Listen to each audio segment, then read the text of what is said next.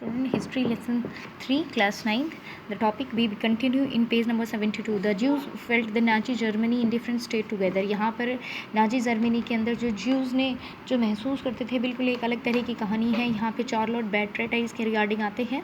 इन्होंने एक secretly records people of dreams in her dairy अपनी डेयरी के अंदर लोगों के अपने उन सपनों के बारे में लिखा एंड लेटर उनको पब्लिश किया बहुत एक बुक के रूप में the third rig of dreams के रूप में the third Raika of dreams के रूप में. इस शॉर्लेट ने डिस्क्राइब कर रखा था कि उस समय जो नाजी थे, उस समय जो ज्यूज़ थे, नाजियों की जो स्टीरियोटाइप रूढ़िवादी जो धारणा थी उसमें अपने आप को देखने लग गई. वो सपने में भी अपनी नाक को मड़े हुए काले बालों रूप में देखने थे. Jews look at the body movement अपने आप को सी या बॉडी मूवमेंट को सिर्फ जो जैसा नाजी की अवधारणा के अनुरूप दिखाया गया था वह वैसा ही अपने आप को देखने लग गए थे. यानी कि इस तरह से वो बिल्कुल डर गए थे इतने. The stereotype image publish the Nazi press hunted the Jews.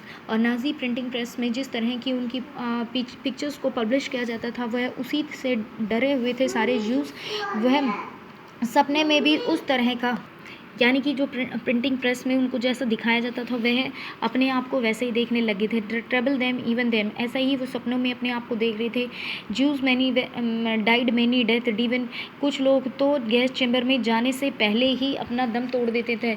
Knowledge about the Holocaust है. यहाँ पे होलोकॉस्ट क्या होती थी, जो ज्यूज़ ने सहा था उसको होलोकॉस्ट कहते हैं. यानी कि जो महाध्वंस महाभयानक पीड़ाएँ जो उन्होंने सही थी, जो कत्ले आम को फेस किया था, दैट वॉज द होलोकॉस्ट. यहाँ पे है information about Nazi practice that is trickle out of Germany during the last year of the resigns.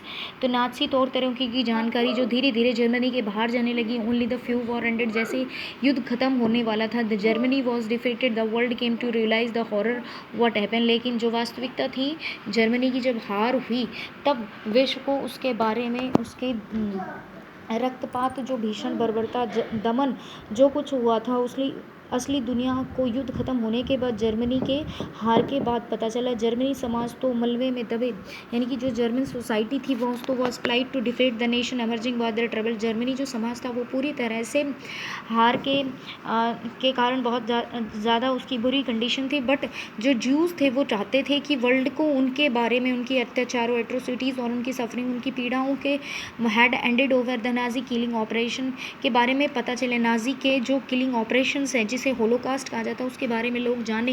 Eight the height of the ghetto inhabited he said that another he want to outlay. Ghetto के अंदर रहने वाले जो वासी थे, जब उन्हें लगता था कि अब सब कुछ खत्म होने वाला है, तब भी वो क्या है युद्ध के बाद कुछ घंटे जीना चाहते थे. वो चाहते थे presently he meant to he want to able to tell, क्योंकि वे दुनिया को बताना चाहते थे कि नाजी जर्मनी में क्या हो रहा है था उनके साथ. In dominate spirit of bear witness to preserve the document can be seen in many ghettos and camp inhabit road diaries kept notebooks and create archives. ठीक है, इसमें घेटोज में रहने वाले बहुत सारे लोगों ने डॉक्यूमेंट अपने वहाँ पर अपने घेटो मतलब ये जो स्पेसिफिक एरियाज था वहाँ रहते थे जहाँ पर डॉक्यूमेंट्स लिखी, डेयरीज लिखी, नोटबुक्स लिखी. ठीक है, और आर्चिव्स क्रिएट किए ताकि दुनिया उन सब के बारे में जान सके. On other hand when the war seemed lost the Nazi leadership, और जब नाजी के लीडर्स को लगा कि युद्ध समाप्त होने लगा है, कि वो हार रहे हैं, तो उन्होंने अपने नाजी जो भी ऑफिसर्स थे उनको पेट्रोल डिस्ट्रीब्यूट करना शुरू किया ताकि जो भी डिस्क्रिमिनेटिंग एविडेंस अवेलेबल है उनके ऑफिस में वो सारे के सारे क्या कर दिए जाए, डिस्ट्रॉय कर दिए जाएं.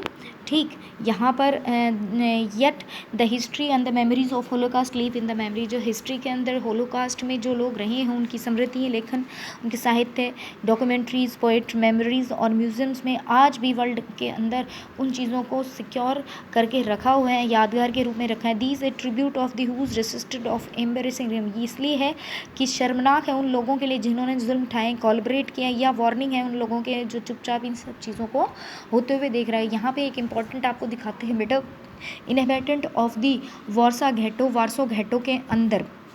ठीक है, जो निवासी थे उन्होंने क्या है कुछ डॉक्यूमेंट्स लिखे और दूध के कैन के मिल्क कैन के अंदर अपने कंटेनर में उन डॉक्यूमेंट्स को क्या कर दिया, कलेक्ट किया था और उन डॉक्यूमेंट्स को वहाँ पर छुपा दिया. जब एज द डिस्ट्रिक्ट जब लगा कि अब सब समाप्त होने, the container were buried the cellar of the building in 1943. तो उन्होंने अपने इन कंटेनरों को अपनी जो जिस काल कोठरी में वो रह रहे थे उसके अंदर नीचे ज़मीन में दबा दिया. एंड अब ये कंटेनर 1950 में एक्सट्रैक्ट हुए और उनको खोल कर जब निकाला गया तो उनमें उस दर्द भरी कहानियों के बारे में पता चला। यहाँ पर है डेनमार्क की सिकली नाव की दिखाई है। डेनमार्क ने सीक्रेटली जर्मन के अंदर से अपने कुछ ज्यूज़ को बाहर निकाले। ये उस समय की बोट है जहाँ उन लोगों को निकालने के लिए इसको यूज़ किया जाता था।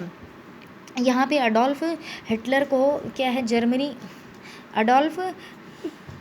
गांधी जी अडोल्फ हिटलर को लेटर लिखते हैं। यहाँ पे कहते हैं कि फ्रेंड, मेरे दोस्तों ने या मित्रों की रिक्वेस्ट पर मैं आपको ये मानवता के लिए एक लेटर लिख रहा हूँ। आपसे रिक्वेस्ट है कि बिकॉज ऑफ फीलिंग, मुझे लगता है कि अगर मैं आपको ये लिखूँ तो कुछ समझाने के लिए लिखूँ तो ये मेरा एक इम्पेरेटेंस होगा, दृष्टता होगी, या जिसे कहते हैं कि आपको समझाना मुझे गलत होगा समटाइम, लेकिन मुझे इस तरह का हिसाब किताब नहीं लिखना चाहिए।